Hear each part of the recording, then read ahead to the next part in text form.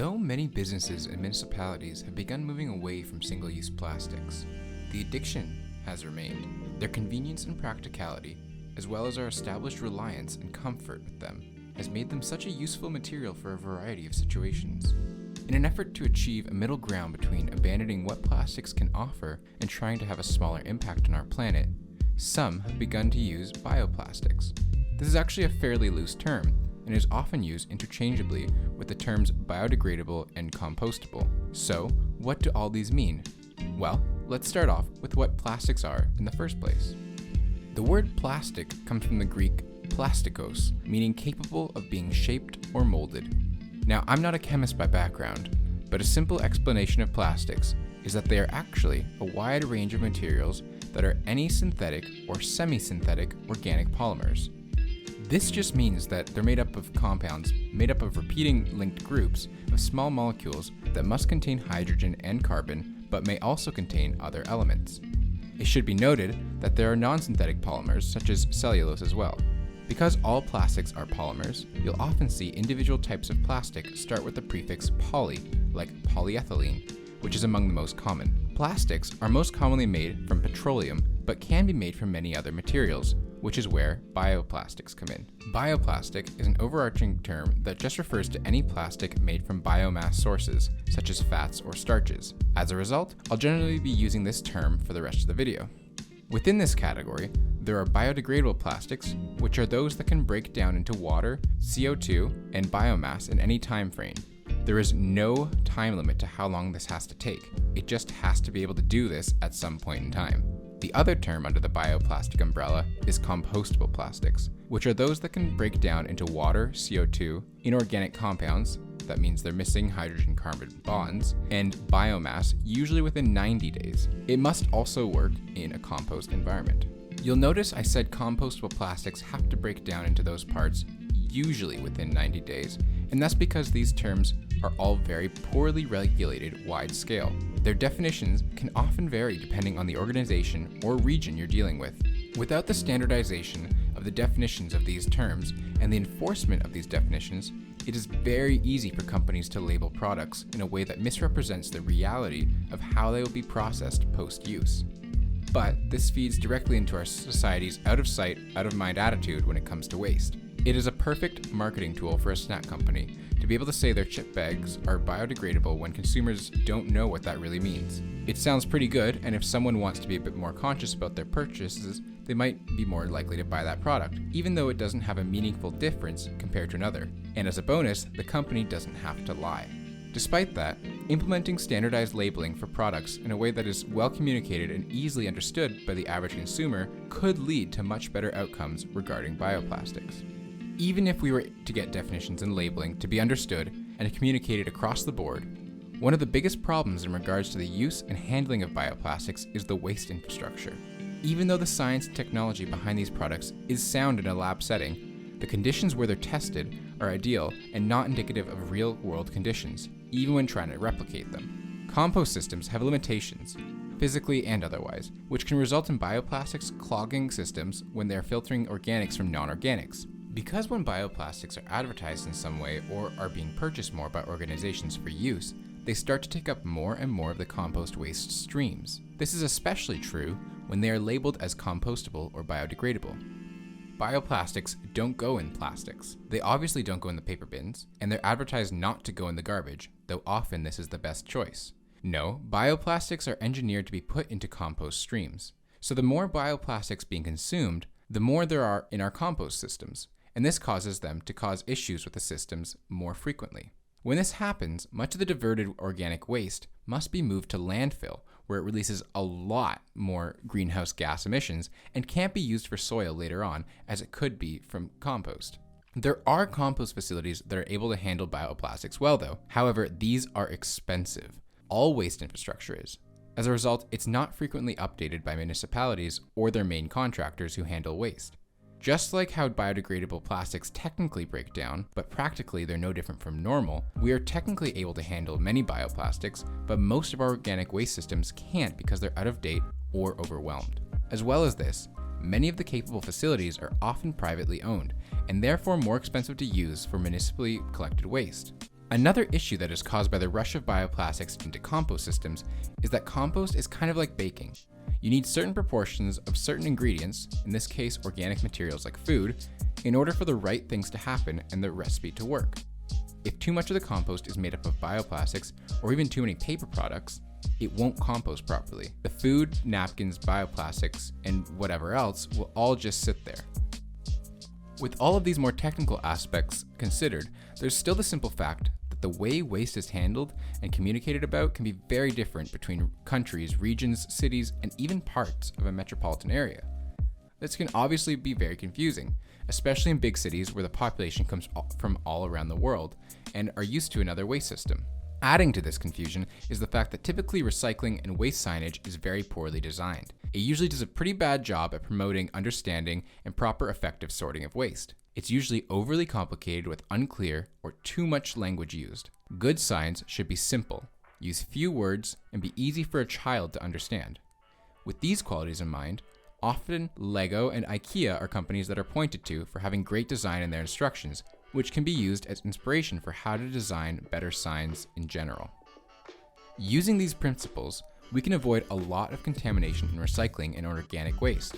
It reduces a lot of confusion, which, as I mentioned, is one of the biggest issues with bioplastics and recycling regimes.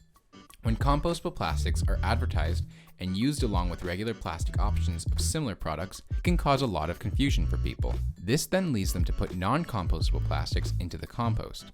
A helpful piece of information on all recyclables is the numbers you can find on some parts of the packaging. The meaning of these is also pretty poorly communicated to the general public, so most people don't know what they mean. But they actually tell a lot. These numbers tell you what kind of plastic is used in the product, and through that, they also tell the consumer to some degree how recyclable the product is. Number 1 plastics is polyethylene terephthalate, or PET, and it's what most plastic single-use bottles are made of. Along with number 2 plastics, it's the most recyclable, and it's made into recycled polyester fiber and very rarely turned back into materials for containers. The other very recyclable plastic is number 2 plastics, which is high-density polyethylene, or HDPE. You'll find number 2 plastics being used for heftier containers than PET, so things like yogurt containers, milk jugs, and shampoo and detergent bottles. When it's recycled, it gets made into things like benches, plastic bins and crates, kids' toys, picnic tables, and also some other things. Number 3 plastic is polyvinyl chloride, more commonly known as PVC or vinyl. PVC is used for things like food wrapping and PVC pipes. This is actually a pretty difficult plastic to recycle, and so it's not usually even accepted as such. There used to be a lot of health concerns with PVC as well because it contained phthalates, but I still wouldn't recommend exposing yourself to this too much, especially when it's heated, even though this isn't really a concern anymore. In the rare instances PVC is recycled, it's turned into things like flooring, gutters, and other building-related things. Typically avoid this plastic whenever you can. Number 4 plastics are low-density polyethylene, or LDPE, in contrast to number 2. This is a plastic that isn't quite as recyclable as number 1 or 2, but its recyclability is still pretty good. LDPE is used for things like squeeze bottles, shopping bags, clothing, carpeting, and various types of food packaging. It's becoming more common to recycle LDPE into things like compost bins, paneling, garbage bags, and garbage cans. Number 5 plastic is polypropylene, or PP. It's used for different types of plastic bottles like condiments, medicines, and yogurt containers. It'll be recycled into things like toys, bowls, broom and mop handles, and cutting boards. Like number 4, it's on the second best tier of recyclability. Number 6 and 7 should both be avoided like number 3. Number 6 plastic is polystyrene, also known as PS or styrofoam. This one is notorious for being very hard to recycle, and again, you really should avoid this one as much as possible. It goes straight to landfill and leaches toxic chemicals. It's really not safe for you or the planet. You'll find it in packaging, egg cartons, meat packaging at grocery stores, and disposable plates. When it is able to be recycled, it gets turned into pretty much the same things. Number 7 is just a catch-all term for all the rest of the plastics and is usually called other or miscellaneous. Within this category is also some pretty dangerous ones that contain BPA. You can find this in all sorts of things, but it really depends on the specific plastic being used, which is also kind of the same deal with what it can be recycled into. So to sum up, numbers 1 and 2 are the best. 4 and 5 are also pretty recyclable, and numbers 3, 6, and 7 should just be avoided whenever possible. Don't put 3, 6, or 7 into the recycling, and typically the others are accepted. But check with your municipality or whoever collects your recycling. A rule of thumb I've learned to live by, especially when it relates generally to how people interact with sustainability, is Hanlon's razor, which says never attribute to malice that which can equally be attributed to stupidity. This seems pretty elitist, but I found it to be fairly true. Most people aren't out to be bad, but they often act out of ignorance or a lack of awareness. As a result, you can't trust people to properly sort their waste. Most people fall into two categories in regards to waste sorting. Either they don't know how and probably aren't willing to learn, or they don't care enough to. Laziness and ignorance are the drivers here that cause people not to know what is and isn't recyclable, as well as where it goes. Of course, there are exceptions, and it's not that rare, but it's still the minority. So, you need to make things as easy as possible for people with as little room for error as possible. You can do this by removing as many options as possible for consumers and by supporting the use of more sustainable options. For example, as more and more jurisdictions are doing now, you can ban the use of single-use plastics, enforce this, and highlight reusable or compostable, but not compostable plastic, options. I've also learned that in general, people don't treat their waste properly. They typically assume that however the waste is when they are done with it is exactly how it can go into the waste system. For garbage, this is true because not much is going to be done to it. It'll likely be incinerated or put into landfill. For example though, people typically don't separate compound items, which are things that have separate parts that need to go into separate bins. Everyone's favorite example of packaging and recycling is the coffee cup, so I'll stick with that. The sleeve typically should go in the paper bin, and that's pretty clear. However, the cup and lid typically should go into the plastic recycling. This is because the cup has a plastic lining on the inside, but most people don't realize this. This has resulted in some people trying to separate coffee cups into different streams, but doing so incorrectly by putting the cup and sleeve into the paper and only the lid into the plastic recycling. Additionally, people typically don't clean the recycling of leftover food waste. Food is compostable, not recyclable, and this can hinder the ability to recycle things, thus leading them to go to landfill instead. Now, even when things are done right, or at least mostly right, most of what we put into the recycling system is in fact not being recycled. Actually, less than 10% of it is being recycled. Most of our plastics, glass, and paper goes to landfill, the ocean, or incinerators. Now, I do want to say that incinerators can actually be a good alternative for waste. This is pretty contentious and it's not very clear cut, but here's a little more info.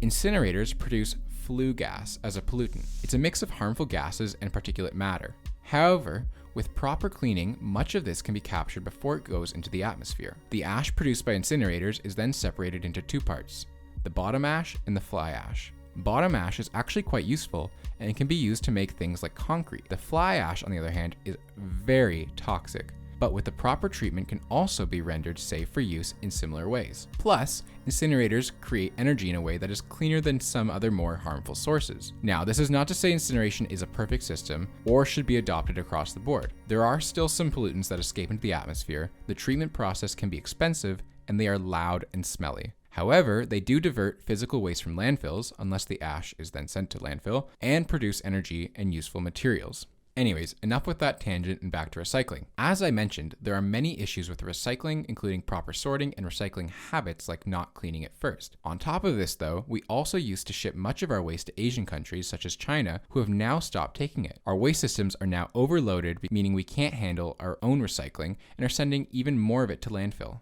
On top of this, as we touched on, much of the plastic we use just isn't easily recycled. And finally, something that is very often overlooked by the public is that if there isn't a demand for recycled plastics, no one will recycle it. This leaves us in a pretty difficult spot. We have adapted our society to become one that relies on plastic for so many things. However, traditional plastic is horrible for the environment and not getting recycled, and the alternatives, bioplastics, are causing issues within our waste systems, which leads to more and more going to landfills. So what do we do? Well, first of all, we need to stop buying plastics and bioplastics. They are just not good for us and the planet and don't get handled well by anyone. On top of this, we all need to buy less in general.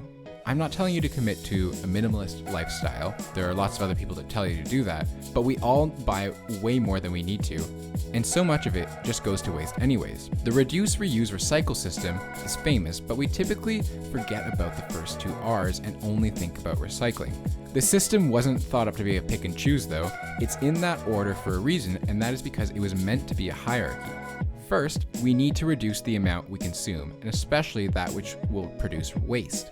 Then we should reduce whatever we can that we consume. And finally, we should recycle whatever we can't reuse. There are expanded versions of this, but really if you follow this, it doesn't need to be more complicated. A trap that a lot of people fall into when switching to a lower or zero waste lifestyle is going out and buying a bunch of products marketed as zero waste. Do not do this. These products are expensive, and when you go out and buy all this stuff, you're just creating more waste when you probably have so much at home that could be used in the same ways. Eventually, you can buy these products when you have nothing to use, but it shouldn't be your first move. Find ways to reuse what you already have.